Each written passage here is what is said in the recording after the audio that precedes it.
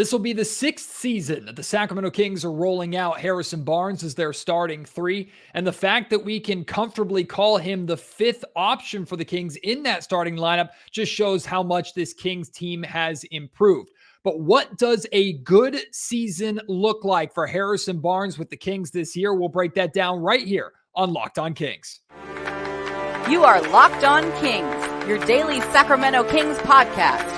Part of the Locked On Podcast Network, your team every day.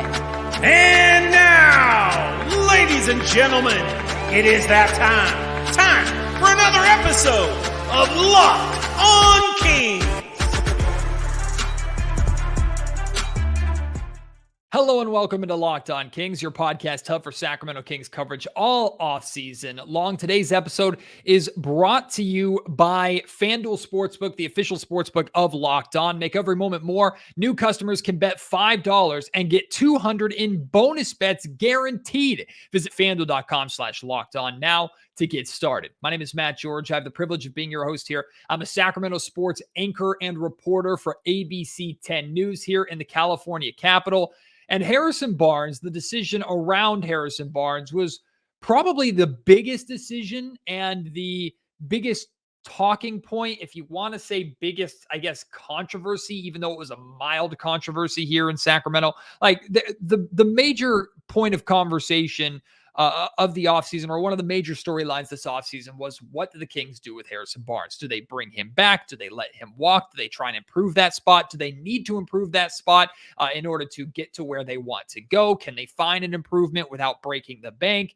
And while some of those questions we got answered to, especially the breaking the bank part, the fact that the Kings got Harrison Barnes on a significantly more affordable deal than other guys like Kyle Kuzma and Jeremy Grant got for their respective teams, there are still other questions that we're going to need the context of this season, maybe another playoff series, maybe another couple of seasons to answer.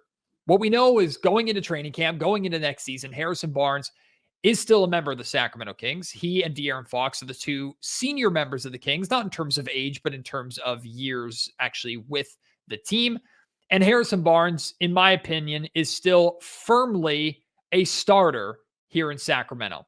Now, that's not a position that he's absolutely guaranteed to hold on to no matter how well he plays, because he could, in theory, be booted out for someone like a Sasha Vezenkov, assuming Keegan Murray is capable of moving up to the three.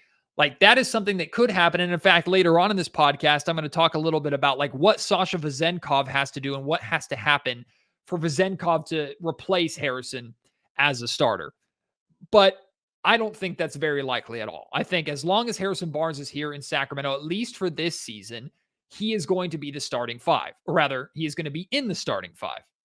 And he is going to be the fifth option in that starting five, which I think if you can go into a season and claim that a player to Harrison Barnes' caliber, yes, Harrison Barnes is familiar to Sacramento Kings fans, which maybe so many of us have gotten used to what Harrison does or at times doesn't do that we maybe turn a blind eye at times to the things that he does do well, or we're just used to it. So it's not as exciting as it was when the Kings first acquired him.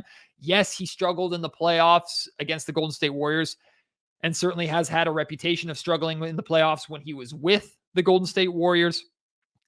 We know the talking points kind of around Harrison Barnes and questions as to why or if the Kings should be looking at him as a long-term piece to an eventual championship team. Yes, that exists.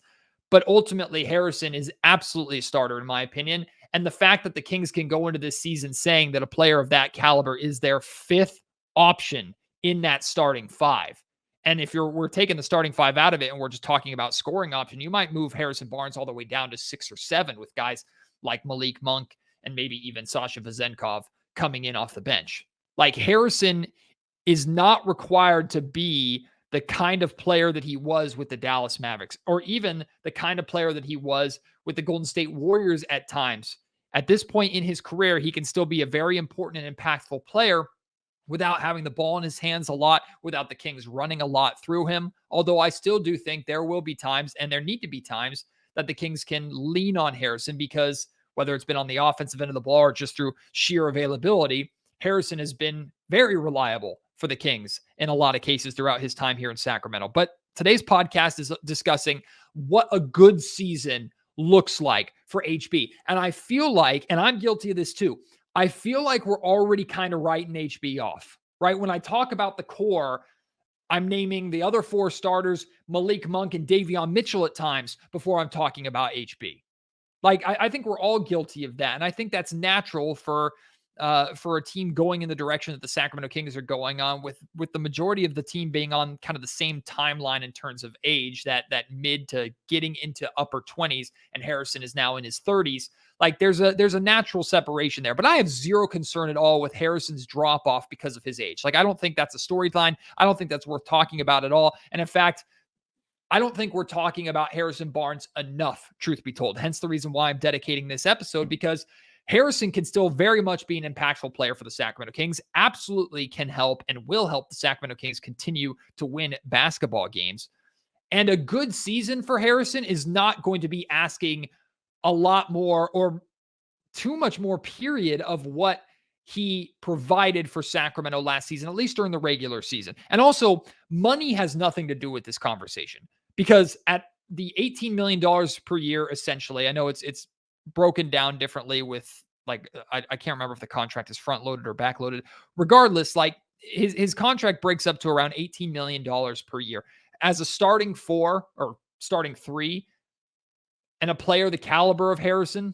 Like, that's a very affordable deal. So there shouldn't really be any point, unless Harrison is absolutely dreadful, which will not happen. There shouldn't be any point where we're going, the Kings are paying this guy $18 million a year. He needs to be doing this. He needs to be doing that. He needs to be doing more. How are the Kings giving so much money to this guy? Harrison Barnes is incredibly affordable.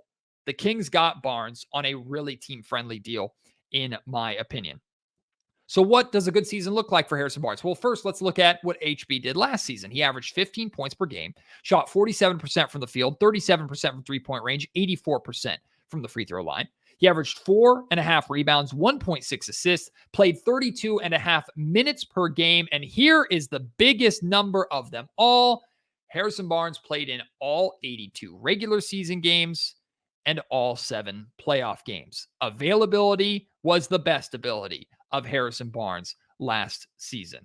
So what do the Kings need this season from HB? Well, going off of what he did last season, the availability you want on the same level. Now, it's tough to ask anybody, whether you're in your 30s, you're just breaking into the league, or you're in your absolute athletic prime. It's hard to ask anybody to play every single game. So the expectation should absolutely not be Harrison's going to play every single game.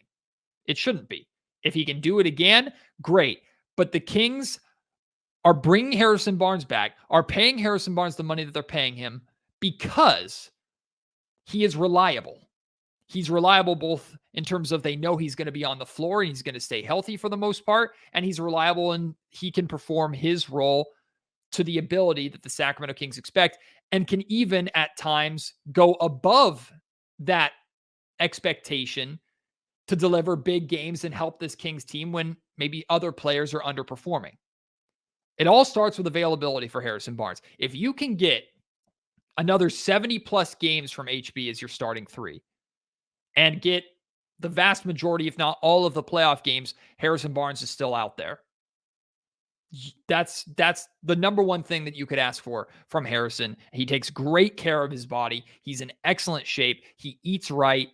We know the impact that he has off the floor on this locker room and with this team.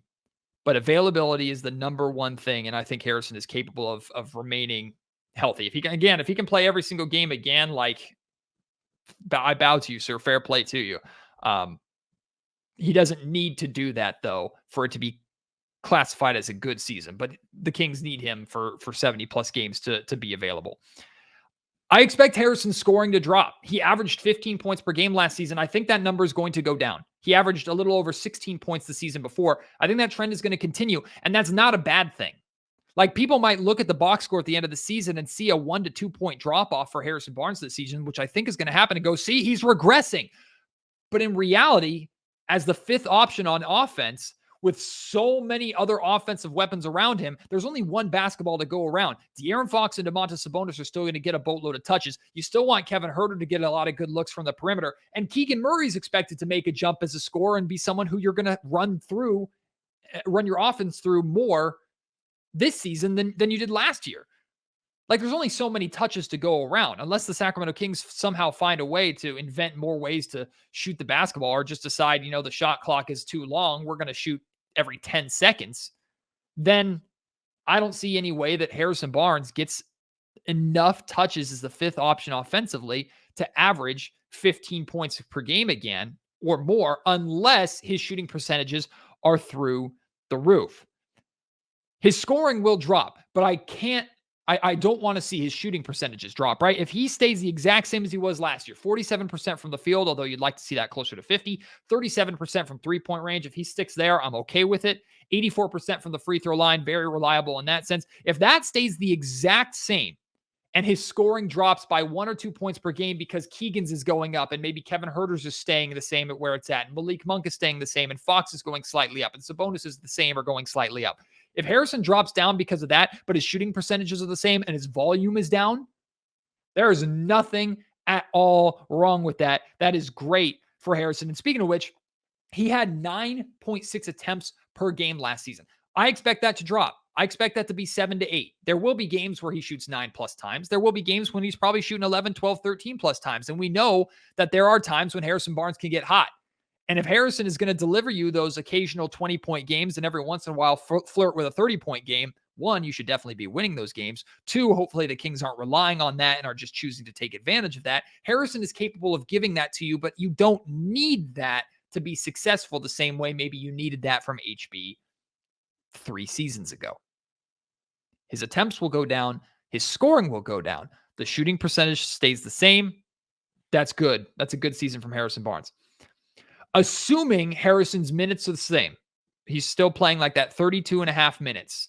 Assuming he's still around that 32-minute mark, which is kind of typical for a starter, I need that rebound number to go up. I need everybody's rebound number to go up. The Kings need to get better as a rebounding team, period. That's not just on Sabonis. That's not just on JaVale McGee or Trey Lyles if he's playing the 5, or whichever bigs are out there. Like Harrison, rebound the basketball. Keegan, rebound the basketball. Fox, Monk, Huerter, Mitchell, rebound the basketball. Rebound as a team. Everybody's rebound numbers should be going up. That should be a demand of Mike Brown absolutely from the beginning this season, because the Kings were killed by rebounding, especially in the playoffs, but multiple times over the course of last season. Harrison's rebounds from 4.5 to 5.5. I need a 1 rebound per game increase from HB. If your scoring's going down, that doesn't mean your rebounding has to. I don't expect his numbers to go up in terms of like assists. I don't expect his numbers to go up in terms of steals. Harrison Barnes has never really been a player, and fantasy fans know this. He's never really been a player to fill up a stat sheet. Asking for 1 more rebound a game when you're getting less opportunities as a shooter, as a scorer, that's not a big ask at all. And in fact, I think he's capable of doing more than that, and the Kings will probably need more than that at times. But 5.5 rebounds a game should be a bare minimum expectation for your starting 3, who's the 5th option on offense. Everybody should be rebounding more, especially Harrison Barnes. And then I do expect, with how good the Kings offense is, I do expect from Harrison the same overall offensive impact. You might not have known this. I actually didn't know this. Harrison had a 126.5 offensive rating last season. That was 15th in the entire NBA. A top 15 offensive rating. Now, we all know from watching Harrison Barnes that he is not the top piece in that Kings offense, but he was a firm piece of that offense, right? The amount of lineups that the Kings would throw out there, different combinations of lineups with Harrison Barnes at the center of it, because he is such a Swiss Army knife that is reliable, that can do so many different things and can fit spacing the floor. You can put him in the post. You can have him attack the basket. He should be able to rebound better. You should be able to run the ball through him at times if you want. He's a smart basketball player. Harrison Barnes is going to be out there with different lineup combinations because he's a safe and reliable option for Mike Brown to go to. That's why his offensive rating was so high, because he was almost always out there with the best lineups that the Kings were throwing out there and with the best offense statistically that the NBA has ever seen during the regular season. So I expect a similar level of offensive impact. Do I expect the exact same offensive rating or better, 126.5? No. But while Harrison is on the floor, he is positively impacting that elite Sacramento Kings offense, no matter who he is playing with. And then finally, actually, I got two more. In terms of defense, Harrison is looked at as one of the better defenders on this team. We know there are plenty of times where Harrison, just like multiple players, kind of fell asleep on the defensive end of the floor. What I'm looking for Harrison on the defensive end is obviously be a solid team defender, be reliable when you're guarding 3s and 4s. But I'm looking for Harrison Barnes to be kind of a captain and a leader on the defensive end of the floor. I know what kind of leadership he has in that locker room. I know how well respected he is, not just by everybody on the Kings roster, not just by that entire coaching staff, but by almost every player in the league. Like when Harrison speaks, people listen. He is a leader. So if the Kings are going to preach team defense and accountability on the defensive end of the floor, and I'm sure he already does this already, I need Harrison Barnes to be one of those leaders, both by example. Harrison, you can't be telling everybody to play good defense when you're not doing it, both by example and by being vocal. That doesn't mean he's screaming and yelling at everybody, but if he's pulling guys aside or communicating to Keegan, hey, get out and close out there, or you're missing your spot, you're missing your rotation, that's on you, that's on me. I want to see that from Harrison Barnes on the defensive end of the floor. And finally, the last thing that constitutes, in my opinion, a good season for Harrison Barnes this year is, of course, a noticeable impact in the playoffs. It could be hitting a big shot that he missed last playoffs. It could be 1 or 2 games where he breaks 20. It could be a really solid defensive performance or two, or it could just be being reliable and there and a presence that doesn't disappear. Like there were times in the playoffs that even though we knew 40 was on the floor for the Kings, because he's almost always on the floor for the Kings, we couldn't tell you what he did. Like there are a few moments from the playoffs that I can think back and go, oh yeah, Harrison Barnes did that. Like there was a couple dunks that he had. I think there was a dunk in either game 1 or game 2 where he let out a roar, and that was a positive moment. Of course, there's the missed shot in game 4. But for the most part, Harrison, it's not that he necessarily disappeared. He just didn't do anything or impact the game enough for you to go, oh yeah, Harrison is out there. That doesn't mean he has to score a boatload of points. That doesn't mean he has to take over a game at any point. That doesn't even mean he has to hit a game winner. But hit that open shot when it's given to you. Make that big play on the defensive end of the floor. Be impactful, be noticeable in the playoffs.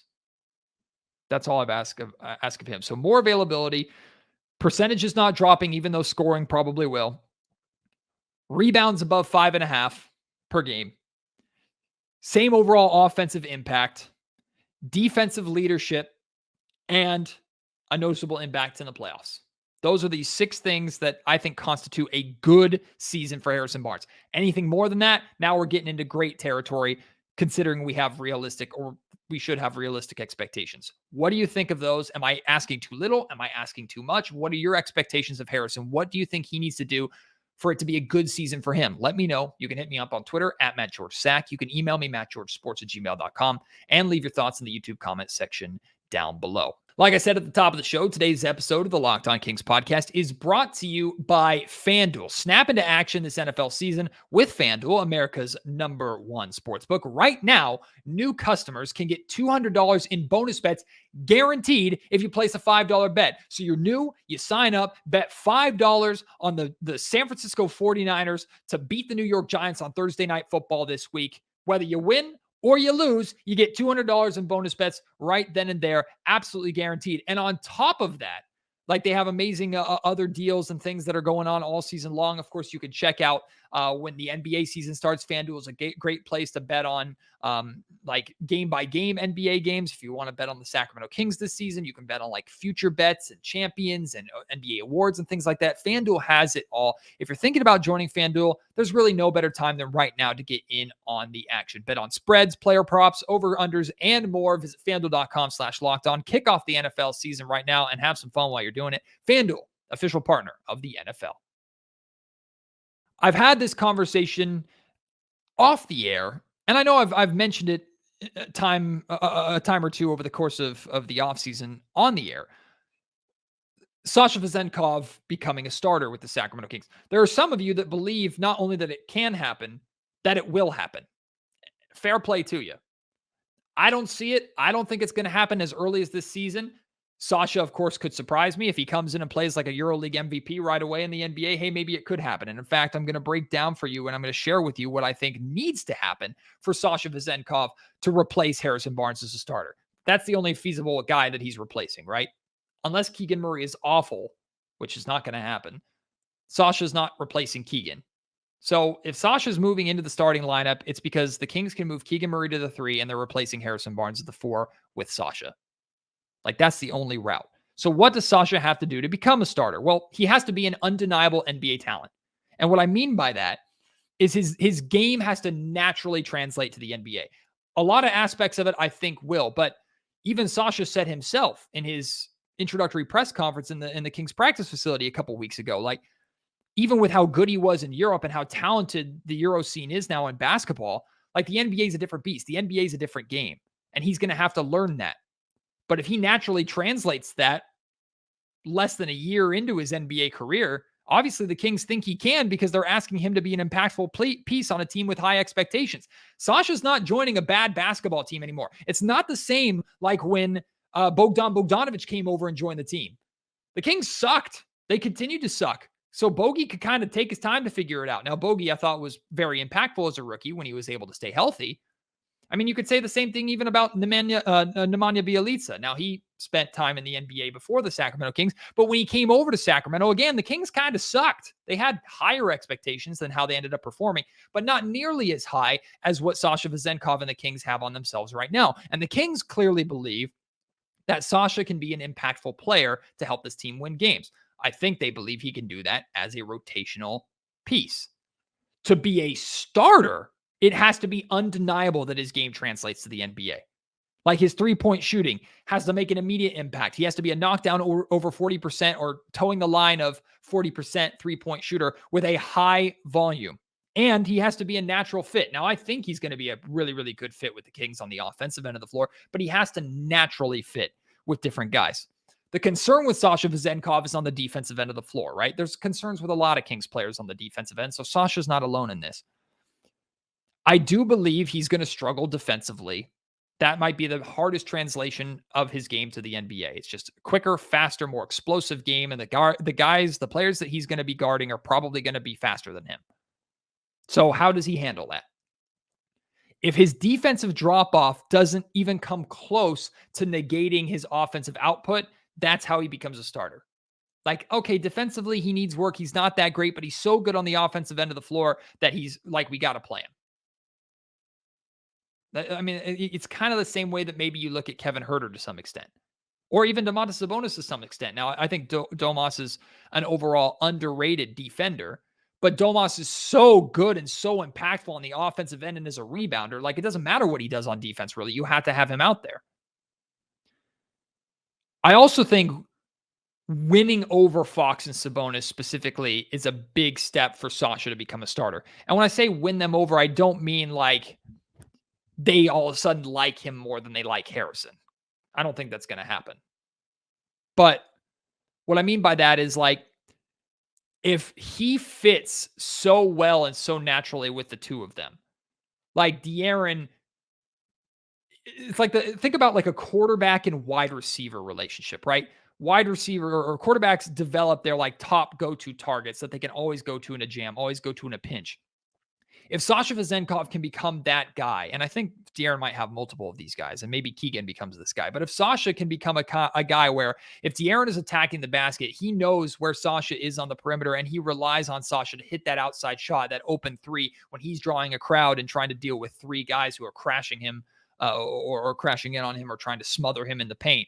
If Sasha becomes that guy that De'Aaron's always kind of looking for out of the corner of his eye, or just in his mind's eye, he knows, okay, Sasha's going to be in the corner. That's where I'm passing the ball to, and I trust that he's going to be there. If Sasha can become that for De'Aaron, or if Sasha can become and develop the relationship on the floor with Domantas Sabonis, very similar to like the Sabonis and Keegan or Kevin Huerter relationship of last year, where Kevin clearly played his best basketball when he was running through and playing around and playing through Sabonis. If Sasha can become that guy while also becoming Mr. Reliable for De'Aaron and earn De'Aaron's trust, that's how Sasha becomes a starter.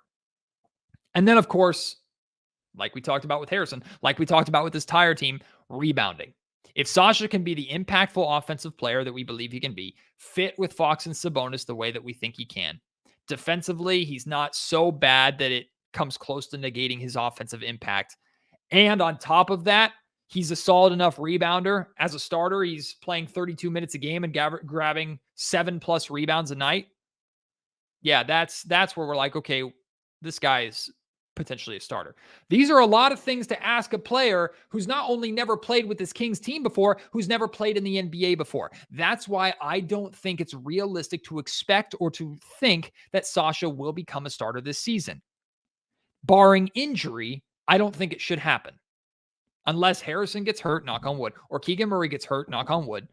I don't think Sasha should really be looked at as a long-term starting center this year. He could surprise me. The things that I just said and wrote down here could happen. He could be undeniable. But my expectations are not that. My expectations are a really solid rotational impact role player that potentially has starting caliber ability. The fact that we can say that already from a player who is joining the Sacramento Kings, who the Kings acquired for a second-round pick in the Keegan Murray draft. Another feather in the cap of Monte McNair, if you ask me. Unless the Kings are absolutely dreadful out of the gate and need a change, which, again, I don't think is going to happen. If the Kings make this move, I think the earliest they should consider replacing Harrison Barnes in the starting lineup with Sasha Vezenkov is around the trade deadline. Because at that point, you're probably shopping HB at the trade deadline. That's the earliest. If it happens this season, that's the earliest that I think it should happen.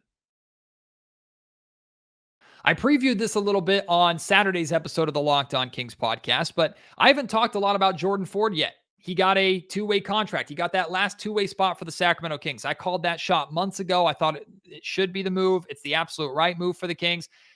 Haven't talked about it a lot, though, because I'm intentionally waiting for tomorrow's episode of Locked On Kings. I'm going to share my thoughts on Jordan getting that two-way contract, what I think Jordan can be for the Sacramento Kings, and then tomorrow for both Locked On Kings and ABC 10 News, I'm going to Folsom High School, Jordan's alma mater here, just about 20 minutes north of Sacramento. I'm going to Folsom. I'm sitting down with Folsom basketball head coach Mike Wall. I'm going to sit down with him in the Folsom gym. I'm going to interview him. I'm going to talk to him about Jordan, get his thoughts on Jordan, getting that first NBA contract, how he can impact the Sacramento Kings, the kind of player that he was in high school. So I will have on tomorrow's Locked On Kings podcast, assuming nothing goes wrong and scheduling doesn't fall through, I will have my thoughts and my breakdown of Jordan get that two-way contract and my expectations from him. And then I will have an exclusive sit-down interview with his high school head coach from Folsom High here in Sacramento. So I hope you will come and join me for that. I'm very much looking forward to that. Plus I have more great interviews, podcasts, guests coming this week. I'm fired up, man. We are 1 week closer to the start of the season. We got Media Day coming up in a couple of weeks, October 2nd. I believe is Media Day, and I'll have great content from that. We'll talk to pretty much every single player. We'll talk to Coach Mike Brown, maybe some of the other members of the coaching staff. Media Day is always a lot of fun, although I'm sure it's a circus for the players. Poor guys have to go through that. And then we get into training camp. Then we get into preseason. Like, it's coming. It's like a snowball rolling down a hill. Right now, it's still just a little bit of a snowball, but pretty soon it's going to turn into an avalanche of this Kings season. And you best believe the rest of the NBA is going to get swept up by the avalanche that is the Sacramento Kings in 2023-2024. I'm fired up. I'm glad you're with me. Thank you for tuning in. Can't wait to have you join me on the next episode of Locked On Kings. Until then, my name is Matt George. You've been listening to the Locked On Kings podcast, part of the Locked On Podcast Network.